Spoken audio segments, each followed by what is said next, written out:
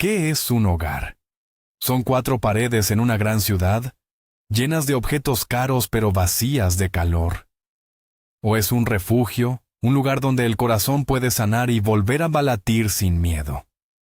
Para Elena, la respuesta a esa pregunta se escribió con lágrimas y sangre, en una noche que lo cambió todo para siempre.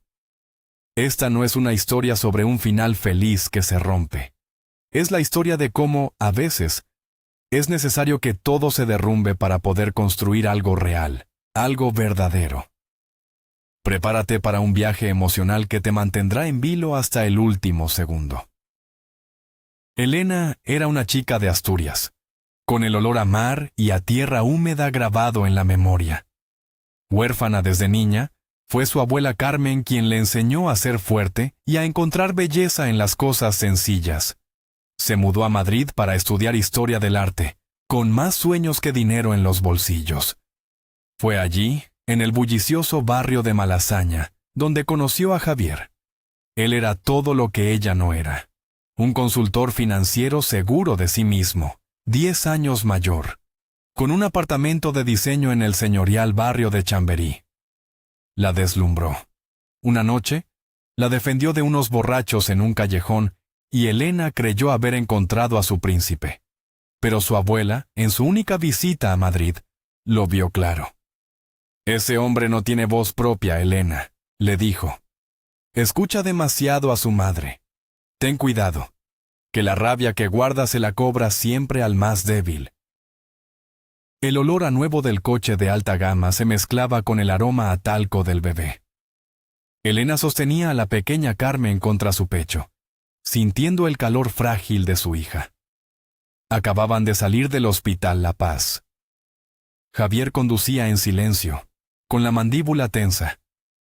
Las luces de Madrid se deslizaban por la ventanilla, borrosas y distantes. La niña, hambrienta, comenzó a llorar. Al principio fue un gemido suave, pero pronto se convirtió en un llanto agudo que llenó el habitáculo. Elena intentó mecerla, susurrarle, pero el llanto no cesaba. De repente, la voz de Javier cortó el aire, afilada como un cuchillo. ¿Puedes hacer que se calle de una vez? Estoy intentando conducir, y ese ruido me está volviendo loco. Nunca le había hablado así. El tono no era de un padre estresado, sino de un hombre al borde de un abismo de ira contenida. Elena sintió un escalofrío recorrerle la espalda, un mal presagio que ignoró, achacándolo al cansancio y las hormonas del posparto. «Javier, por favor, solo tiene hambre», susurró ella, intentando que su voz sonara conciliadora. «En cuanto lleguemos a casa le daré el pecho. Tendremos que aguantar un poco, los dos». Él soltó una risa seca, desprovista de cualquier alegría. ¿Aguantar? No, Elena. Yo no tengo por qué aguantar nada. O la callas ahora mismo, o os bajáis aquí y volvéis a pie. Elena se quedó helada, pensando que era una broma de mal gusto. Pero al mirar su perfil, iluminado por el neón de una farmacia, vio una dureza que no conocía. Javier, los bebés lloran, es lo normal. Es nuestra hija. Sus palabras parecieron echar más leña al fuego. Primero, si esa cosa, dijo, señalando con un gesto de la cabeza el bultito que Elena acunaba. Sigue gritando así. Te juro que acabará en un centro de menores. Segundo, no voy a permitir que le pongas el nombre de tu abuela de pueblo. Mañana mismo iré al registro y la inscribiré como Marta, como mi madre y yo decidimos. Marta. El nombre de una antigua novia suya que su madre adoraba. ¿Y tercero? Continuó él subiendo el tono, saboreando el miedo que empezaba a reflejarse en los ojos de Elena. Tercero, ni siquiera estoy seguro de que sea mía. Fuiste demasiado fácil, demasiado rápida. Apenas 4 meses después de conocernos, ya estabas embarazada. Hay que demostrar que ese bebé es mío. Elena no reconocía al hombre que estaba a su lado. El Javier tranquilo, casi indiferente, había desaparecido, reemplazado por un monstruo lleno de veneno. ¿Qué estás diciendo, Javier? ¿De dónde sacas esa duda? ¿Y por qué ahora? La pregunta quedó flotando en el aire viciado del coche. La pequeña Carmen, como si sintiera la tensión insoportable, dejó de llorar y se acurrucó contra su madre, con sus grandes ojos azules fijos en el rostro pálido de Elena. El resto del camino a casa transcurrió en un silencio denso y amenazante, mucho más aterrador que los gritos. Elena entendió que la pesadilla no había hecho más que empezar. El apartamento de diseño, que antes le parecía un palacio, ahora se sentía como una jaula. Los días siguientes fueron un infierno silencioso, salpicado de explosiones de furia. Todo lo que Elena hacía estaba mal. La comida, insípida. La ropa del bebé, mal lavada. El llanto de Carmen, un ataque personal contra él.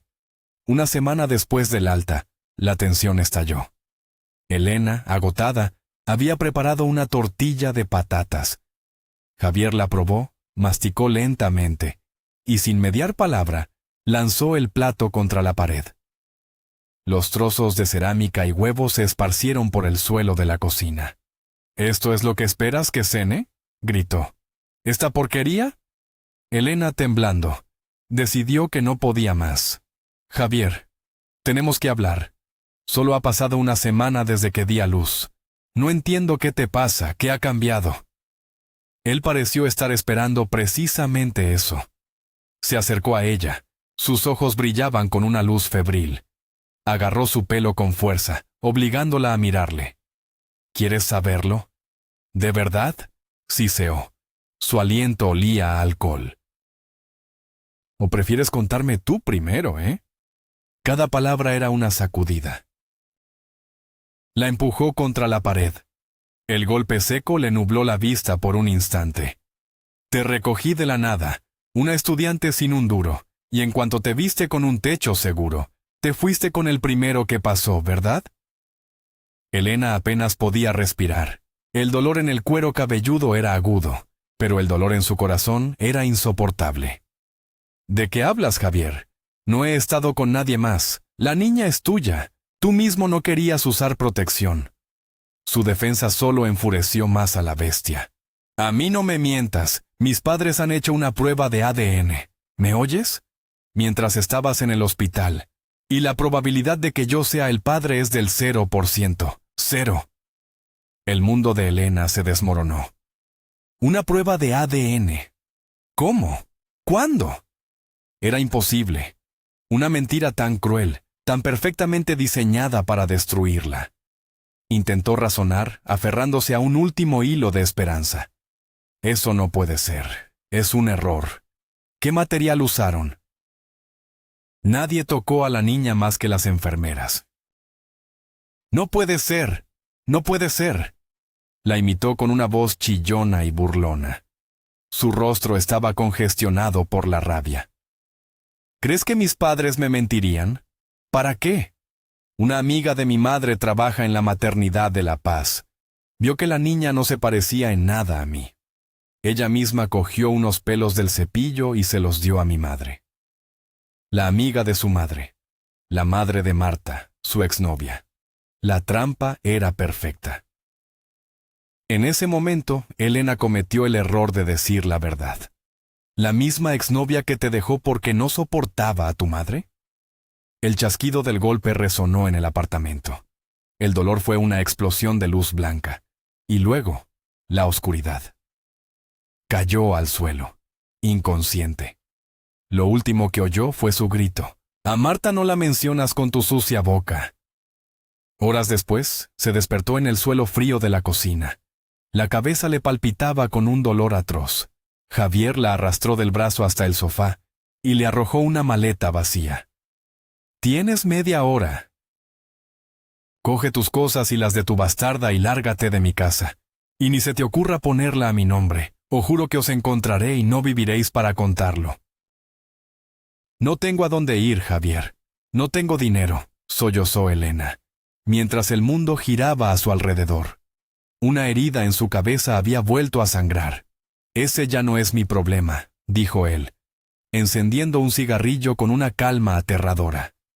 Mientras Elena metía en la maleta pañales, algo de ropa y las pocas joyas que le quedaban de su madre, su mente trabajaba en modo supervivencia. Cogió un biberón y una lata de leche de fórmula que había comprado por si acaso. Quizás su leche se retiraría por el shock. Afortunadamente, antes de salir, intentó dar el pecho a la pequeña Carmen, que lloraba desconsolada. La leche fluyó. Gracias a Dios, pensó. Un problema menos en un océano de desgracias. Se puso una gorra para ocultar su rostro hinchado y amoratado, y salió a la noche de Madrid, dejando atrás la vida que creía haber construido.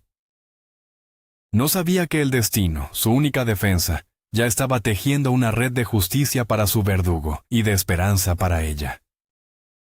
Caminó sin rumbo por las calles desiertas de la ciudad dormida. El peso de la maleta y el de su hija en brazos se sumaban al dolor punzante en su cabeza. Sentía náuseas y mareos. Tras varias manzanas, sus piernas cedieron. Se sentó en un banco de un pequeño parque, abrazando a su hija con fuerza para no dejarla caer. Luchó contra el sueño, contra la negrura que amenazaba con engullirla, pero su cuerpo no pudo más. Se desmayó, con la cabeza apoyada en el frío respaldo del banco. Despertó en una habitación de hospital. Una luz tenue se filtraba por la ventana. Tenía la cabeza vendada y un dolor sordo en el pecho, hinchado y necesitado de aliviar la presión de la leche. Pero su bebé no estaba. El pánico la invadió. Se levantó a duras penas, aferrándose a las paredes del pasillo silencioso, hasta que encontró el puesto de enfermería. «Disculpe, ¿dónde está mi hija?», preguntó con voz temblorosa. La enfermera, una mujer de mediana edad con ojos amables, se sobresaltó. «Señora, no debería levantarse. Tiene una conmoción cerebral severa. Podría volver a caerse». La ayudó a volver a la cama con cuidado. «Su hija está bien. Está en la unidad de neonatos. La revisaron cuando la trajeron en la ambulancia y está perfectamente. Ahora debe preocuparse por usted. ¿Qué le ha pasado? ¿La han atracado?» «Me caí por las escaleras», mintió Elena, la vergüenza quemándole la garganta. La enfermera resopló. «Sí, unas escaleras con forma de puño, por lo que veo en su historial». No dijo más, pero su mirada estaba llena de compasión. Le trajo un sacaleches y la ayudó con paciencia, mientras su voz suave y constante era un bálsamo para el alma herida de Elena, un ancla en medio de la tormenta que le impedía hundirse del todo en la desesperación. Por primera vez en días, alguien la estaba cuidando. A la mañana siguiente, le permitieron visitar a su hija. La pequeña Carmen dormía plácidamente en una cuna transparente. A su lado, en otra cuna, un bebé varón se movía inquieto, intentando sin éxito alcanzar un biberón colocado sobre una almohada. El corazón de Elena se encogió. Sin pensarlo, mientras su hija dormía, cogió al niño en brazos y le ofreció el biberón. El pequeño comió con una avidez desesperada, como si llevara días sin probar bocado. En pocos minutos, se quedó dormido en sus brazos, saciado y tranquilo. Elena se preguntó por qué lo dejaban solo con el biberón. Era peligroso. «Suelte a ese niño inmediatamente». Una voz áspera la sobresaltó. La pequeña Carmen se despertó llorando. Era otra enfermera, con cara de pocos amigos. «Es usted la que ingresó anoche, ¿verdad? La de la supuesta caída». «Sí, soy yo, y esta es mi hija», respondió Elena tratando de mantener la calma. «¿Y qué le pasa a este niño?» «¿Por qué no puedo cogerlo? Es un bebé precioso». Ese niño es un caso de abandono. Su madre lo dejó en una silla en la estación de Atocha. «No lo acostumbre a los brazos», dijo la enfermera con una tristeza resignada. «Aquí nadie tiene tiempo para cogerlos en brazos cuando lloran. Es mejor para ellos que se acostumbren a no esperar nada de nadie». Las palabras fueron como un puñetazo en el estómago de Elena. Un niño abandonado, con la misma edad que su Carmen. Recordó a una compañera de habitación en la maternidad que había perdido a su bebé tras años intentando quedarse embarazada. El mundo estaba lleno de injusticias, madres que deseaban un hijo con toda su alma y no podían tenerlo, y otras que simplemente los dejaban atrás. ¿Y qué será de él?, preguntó Elena mirando el rostro angelical del niño dormido. En cuanto le den el alta, irá a un centro de acogida. Es una pena, es un niño muy bueno, apenas llora. No como la suya, que tiene buenos pulmones, añadió la enfermera, ya con un tono más suave. Durante los días que pasó en el hospital, Elena se escapaba a la unidad de neonatos siempre que podía, no solo para estar con Carmen, sino para ver al pequeño. Cuando nadie miraba, lo cogía en brazos y a escondidas le daba el pecho. Tenía leche de sobra para los dos, y el contacto con aquel bebé le llenaba un vacío que no sabía que tenía. Le dolía pensar en su futuro, en un orfanato sin el calor de una madre. Si su propia situación no fuera tan desesperada, no dudaría en llevárselo con ella. Pero ahora mismo, ella y el niño estaban casi en la misma situación de desamparo, con un futuro completamente incierto. Él tenía un destino, triste pero seguro: el sistema. Ella, en cambio, se enfrentaba al abismo de no saber dónde ni cómo iba a vivir con su hija en los próximos días. El pequeño pueblo de Asturias, la casa de su abuela, parecía un sueño inalcanzable en ese momento. En su habitación, le asignaron una nueva compañera, Sofía, una chica pispireta y habladora de su misma edad, ingresada por una sospecha de apendicitis. Conectaron al instante. A veces, es más fácil contarle tus secretos más oscuros a un extraño. Elena le contó todo: cómo conoció a Javier, la boda, el embarazo y la brutal paliza. ¡Qué cabrón!, exclamó Sofía indignada. Tienes que denunciarlo, Elena. Eso no se puede quedar así. Mi marido, Mateo, es notario y conoce a buenos abogados. Te puede ayudar. Elena se encogió. El miedo a Javier seguía paralizándola. Pero Mateo, que vino a visitar a Sofía esa tarde, fue práctico y directo. Lo primero es lo primero, dijo. Hay que inscribir a la niña. Mientras estéis casados, la ley asume que es su hijo. Hay que registrarla con su apellido y en su domicilio, y tienes derecho a una prestación por maternidad. Necesitas ese dinero, Elena. Es tu derecho y el de tu hija. Con la ayuda de Mateo, que movió hilos y la guió a través del laberinto burocrático, Elena consiguió en un solo día el libro de familia donde constaba que la pequeña Carmen era hija de Javier, y los papeles para solicitar las ayudas económicas. Fue un paso enorme. Por primera vez, sintió que recuperaba una pequeña parte del control sobre su vida. Mateo insistió en que denunciara la agresión, pero el terror a las represalias de Javier era demasiado fuerte. ¿Qué pasa si me encuentra? ¿Si le hace algo a la niña?, le decía. La ayuda de Sofía y Mateo fue un regalo inesperado. Gracias a ellos, no solo tenía a su hija legalmente reconocida, sino también una cantidad de dinero que, aunque modesta, le daba un respiro.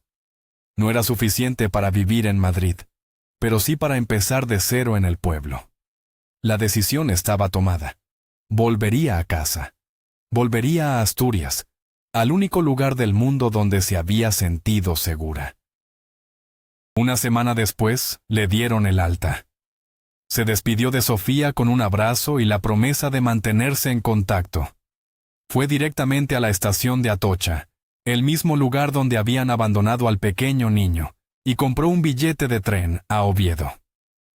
El viaje fue largo y agotador. Aún débil por la conmoción, luchaba por no desmayarse mientras sujetaba a la bebé y la maleta.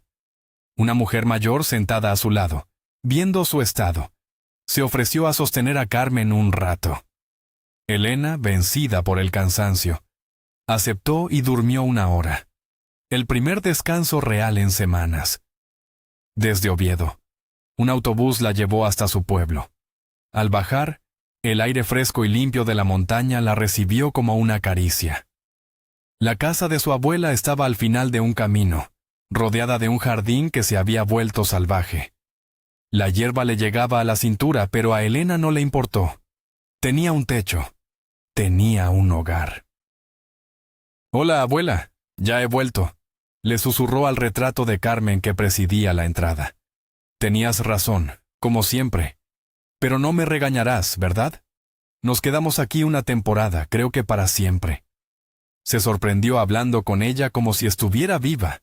Pero en esa casa, la presencia de su abuela era una fuerza tangible, que no le daba tristeza, sino fuerza. Abrió la despensa y la encontró llena de conservas y mermeladas, un tesoro que una vecina se había negado a llevarse tras el funeral. Esto es para la nieta, había dicho. Ahora, Elena bendecía la generosidad de esa mujer. Tenían comida para meses. El verano asturiano, húmedo y verde, le permitiría sanar. Vamos a ser muy felices aquí, mi vida, le dijo a la pequeña Carmen, que dormía en un viejo Moisés que había sido suyo. Tenemos todo lo que necesitamos, y lo que nos hacía daño se ha quedado muy, muy lejos. Se miró en el espejo del baño. El hematoma de su cara había empezado a cambiar de color, pasando del morado oscuro a un verde amarillento. El ojo ya no estaba tan hinchado, aunque el blanco seguía inyectado en sangre. Al menos tengo todos los dientes, se dijo con humor negro. Hay que buscar el lado positivo. Decidió no salir de casa hasta que las marcas fueran menos evidentes. No quería dar explicaciones. No quería sentir la lástima en los ojos de los vecinos que la habían visto crecer. Mientras ordenaba la casa, un pensamiento recurrente volvía a ella. El niño abandonado del hospital. El corazón se le encogía al pensar en él. ¿Lo habría reclamado su madre? ¿O ya estaría en un centro, aprendiendo a no llorar, a no esperar nada de nadie? La idea la atormentaba. Sin darse cuenta, mientras daba el pecho a Carmen, empezó a extraerse la leche sobrante y a congelarla en pequeños frascos. Un hábito que había aprendido de las enfermeras, pero que ahora sentía como un vínculo invisible con aquel otro bebé al que había alimentado.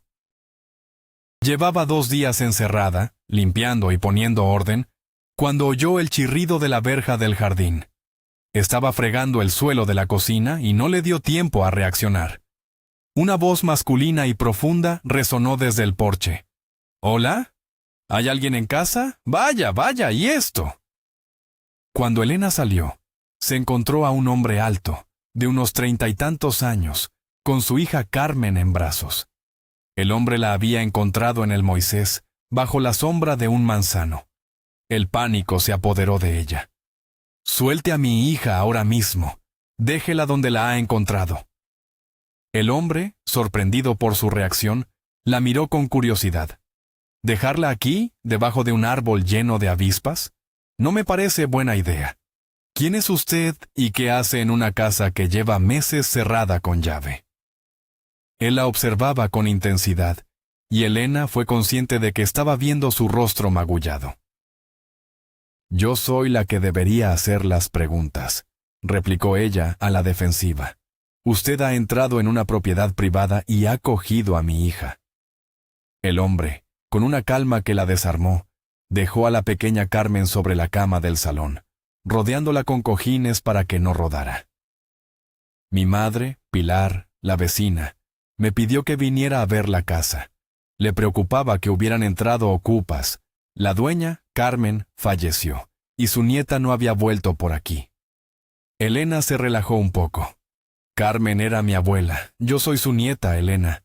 Me envió la señora Pilar, entonces. El hombre asintió. Soy su hijo, Alejandro. Soy médico. Crecí con mi padre y no venía mucho por aquí, por eso no nos conocemos.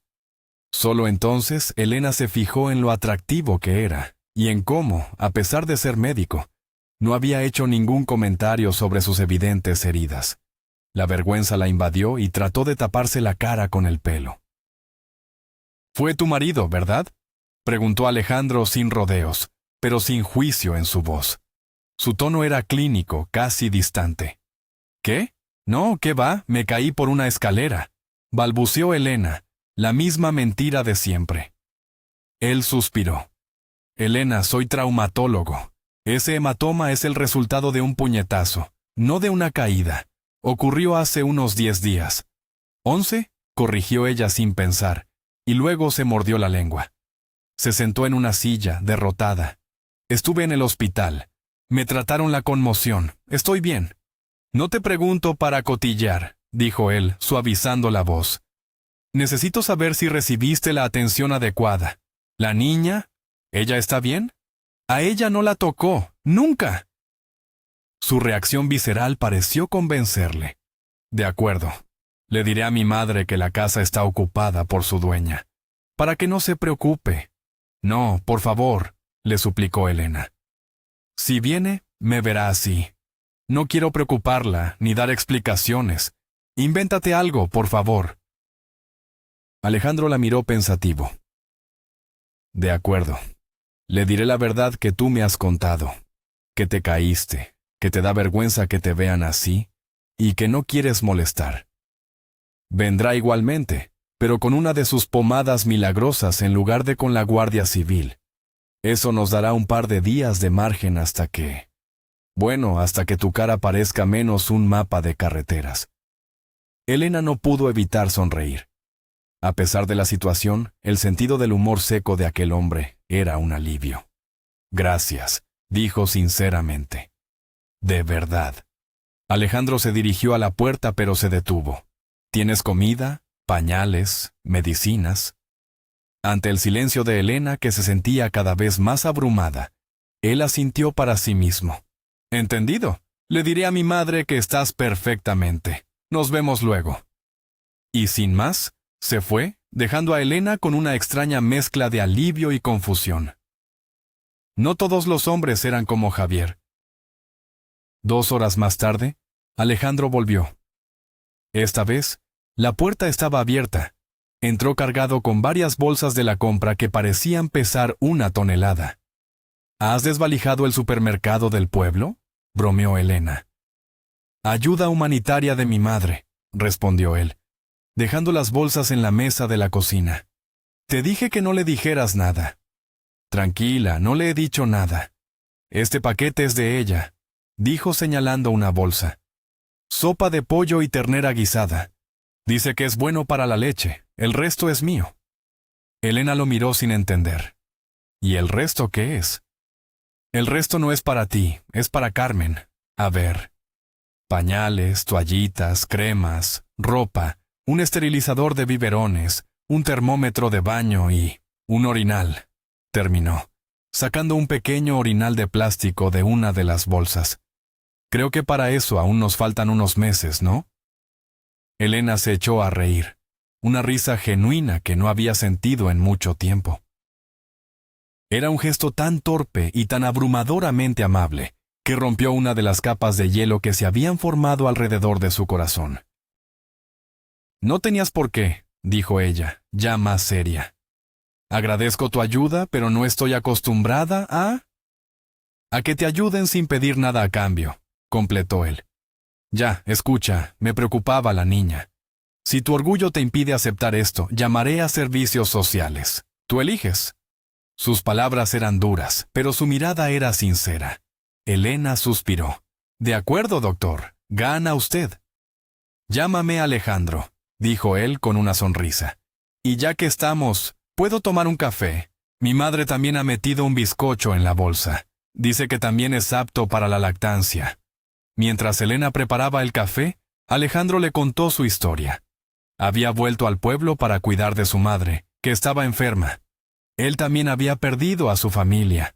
Su mujer, Laura, murió de una infección tras el parto. Su hijo, Daniel, que nació prematuro, sobrevivió solo 2 semanas. La tragedia lo había vaciado por dentro. Ahora Elena entendía su preocupación por Carmen. Veía en ella al hijo que había perdido. Mientras hablaban, Elena recibió una llamada de un número desconocido. Era Mateo, el marido de Sofía. Su voz era grave. Elena, tengo que darte una noticia, tienes que ser fuerte. El corazón le dio un vuelco. Es sobre Javier. Ha habido un incendio en vuestro apartamento. Él estaba dentro. Lo siento mucho, Elena. Javier ha fallecido. Elena se quedó sin palabras. La noticia no le produjo dolor, ni alivio. Solo un vacío inmenso y confuso. Se había quedado viuda de un hombre al que había empezado a odiar. Mateo continuó. La policía te buscará, pero como testigo. Una vecina te vio salir horas antes del incendio. Tu coartada es sólida, estabas ingresando en el hospital. Pero hay algo más. Sus padres te acusan a ti. Dicen que provocaste el fuego. La pesadilla volvía a empezar. Aunque ahora no estaba sola. Alejandro, que había escuchado la conversación, le cogió la mano. Su tacto no le dio miedo. Le dio fuerza. No quiero nada de ellos, Mateo, le dijo Elena por teléfono al día siguiente, con Alejandro a su lado dándole apoyo. Ni su dinero, ni su casa, ni su coche. Redacta un documento en el que renuncio a todo, en mi nombre y en el de mi hija. Solo quiero que me dejen en paz. Mateo intentó disuadirla, hablarle de los derechos de Carmen, pero Elena fue inflexible. No quería que ni un céntimo manchado por el recuerdo de Javier entrara en su nueva vida. Unos días después, Mateo la llamó de nuevo. Hablé con sus padres, estaban furiosos con tu renuncia. No lo entienden, pero conseguí algo. El padre me confesó que la prueba de ADN fue todo un invento de su mujer y su amiga. Nunca existió. Quería que lo supieras. Tu hija siempre fue suya. La verdad la golpeó con fuerza. Todo el dolor, la humillación, la violencia. Todo basado en una mentira cruel. Cerró los ojos y por primera vez lloró por el hombre que había amado, o por la idea del hombre que creyó amar. Lloró por la vida que podrían haber tenido y que una mentira destruyó. Pasaron los meses. El verano dio paso al otoño en Asturias, pintando el valle de ocres y dorados. La vida de Elena encontró un ritmo tranquilo y sanador. Las heridas de su rostro desaparecieron, pero las de su alma tardaban más en cerrar. Alejandro se convirtió en una presencia constante y reconfortante. Arreglaba el tejado, cortaba la leña para el invierno, jugaba con Carmen, que le adoraba. No hablaban de sentimientos, pero estaban ahí, creciendo en los silencios compartidos, en las miradas cómplices. Un fin de semana, Sofía y Mateo vinieron de visita. Sofía estaba radiante, embarazada de 5 meses. Y son 2, anunció con alegría. Ver a su amiga tan feliz llenó a Elena de una calma profunda. Se dio cuenta de que la felicidad era posible, de que el futuro podía ser brillante. Esa noche, mientras los amigos dormían, Elena y Alejandro se quedaron hablando junto a la chimenea. El fuego crepitaba y la casa se sentía, por fin, como un hogar lleno de vida. He estado pensando, dijo Alejandro de repente, rompiendo un cómodo silencio. En el niño del hospital, el que abandonaron. A Elena se le encogió el corazón. Nunca había dejado de pensar en él. ¿Qué pasa con él?, preguntó con un hilo de voz. Llamé a un colega del hospital. Sigue en el centro de acogida. Nadie lo ha reclamado. Nadie lo ha querido adoptar. Tiene casi 6 meses. Elena sintió una punzada de dolor y de esperanza al mismo tiempo. Alejandro la miró fijamente, sus ojos serios reflejando las llamas. Elena, sé que es una locura, sé que apenas nos conocemos, pero no puedo evitar pensar que tal vez su destino está unido al nuestro. Tal vez nosotros podemos ser su familia. La propuesta la dejó sin aliento. Era audaz, precipitada, y al mismo tiempo se sentía increíblemente correcta, como si fuera la pieza que faltaba en el rompecabezas de sus vidas rotas. ¿Nosotros?, susurró Elena. Alejandro se acercó y, por primera vez, tomó su rostro entre sus manos. Su tacto era cálido y firme. Sí, nosotros. Tú, yo, Carmen y él. Si tú quieres, claro. Podríamos empezar los trámites de acogida y luego la adopción. Mateo podría ayudarnos con el papeleo. No era una declaración de amor apasionada, sino algo mucho más profundo. Era una propuesta de construir un futuro juntos, de crear una familia a partir de los pedazos de sus pasados. Era una promesa de hogar. Elena miró sus ojos sinceros y vio su propio futuro reflejado en ellos. un futuro sin miedo, lleno de risas de niños y del calor de una chimenea en una casa de piedra en Asturias. Asintió, incapaz de hablar, y las lágrimas que rodaron por sus mejillas, esta vez no eran de dolor, sino de una inmensa y abrumadora gratitud. La vida le estaba dando una segunda oportunidad. El camino fue largo y lleno de obstáculos burocráticos, pero lo recorrieron juntos. Mateo, desde Madrid, se encargó de la parte legal, mientras que Elena y Alejandro asistían a entrevistas, cursos y visitas supervisadas. Cada paso los unía más. Vieron al niño, al que decidieron llamar Leo, crecer a través de fotografías y breves encuentros. Era un niño serio, de ojos grandes y observadores, que parecía llevar el peso del mundo en su pequeña espalda. Pero poco a poco, con la paciencia de Alejandro y el cariño instintivo de Elena, empezó a sonreír. Un día, meses después, recibieron la llamada que tanto esperaban. La adopción había sido aprobada. Podían ir a buscar a su hijo. El viaje a la ciudad fue un manojo de nervios y emoción.